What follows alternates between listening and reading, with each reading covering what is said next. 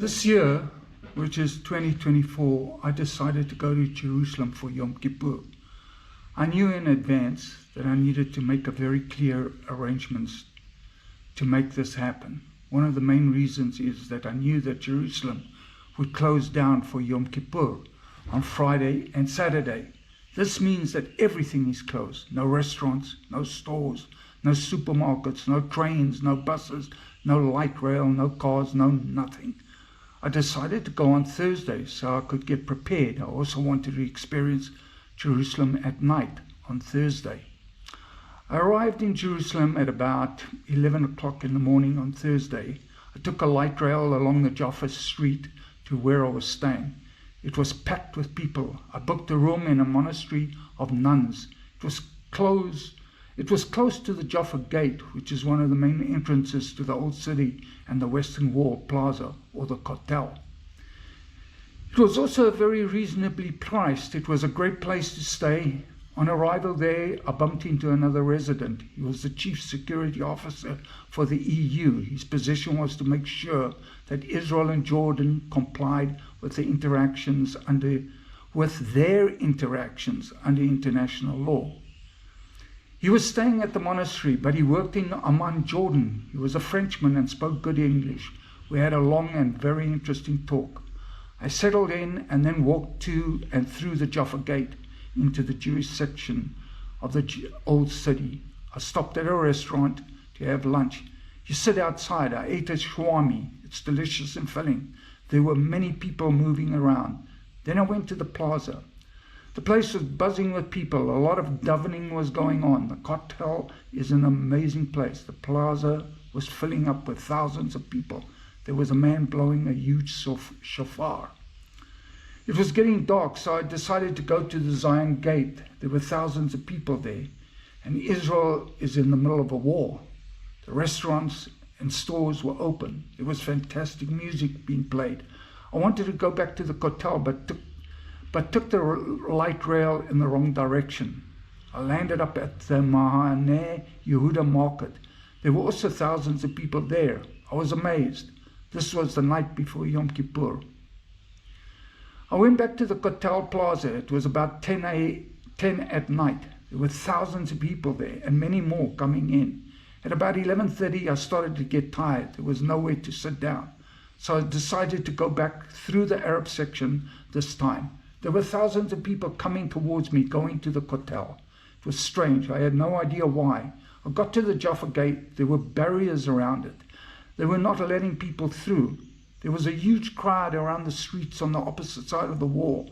I wondered what was going on. I found out that there was going to be a service called Selichot. I had never heard of it. I grew up Jewish. What was Selichot? I decided to go back to the Kotel. I had never seen it this packed. I found out a couple of days later that there was over 50,000 people there. I stayed until about 1:30 in the morning. When I got to the Jaffa Gate, the crowds around there had grown. The surface of the Kotel was being projected on the walls of the Old City with sound. I walked up to the I Love Jerusalem Plaza. There were thousands of people there. There were projections on the wall with sound. I saw the people praying. The prayers were done with amazing passion. I found out that they were praying for the hostages' return, for Israeli success in the war, for the soldiers on the front line. The unity of the people was very moving. This was a wonderful way to witness my first experience of Selichot. On Friday, Jerusalem started closing down. I walked to the Kotel. It was quieter and very much less people were at the plaza, mainly because people stopped driving and those who were there were able to walk there. Jerusalem is a religious city. The praying in front of the wall was much more solemn. Friday night was much more subdued, but still the traditional Kotel chaos.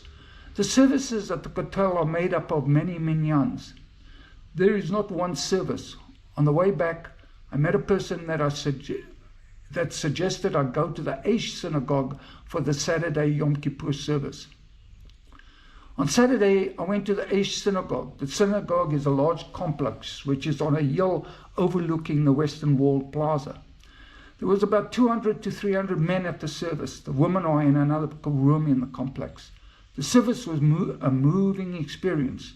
The praying was powerful. The singing had amazing strength. There was a lot of passion in every portion of the service. Here again, I found out they were praying for the hostages' return, for the Israeli success in the war, for the soldiers on the front line, for their own writing on the book of life.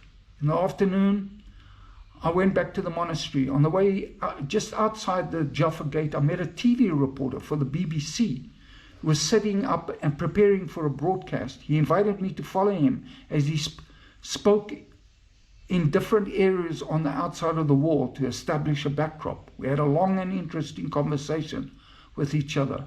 He pointed out to me that we were walking in the East Jerusalem and that the monastery was actually in East Jerusalem. I could not imagine in any way that the city would be divided again. To me, it was one city. At about 5 p.m., I walked back to the kotel for the evening service and the Ne'ilah, which concludes Yom Kippur. There were a lot of people in front of the wall. It was chaotic. As I walked back to the monastery at about 7 in the evening, there were several shofars sounding. What an experience. I enjoyed the video. And by the way,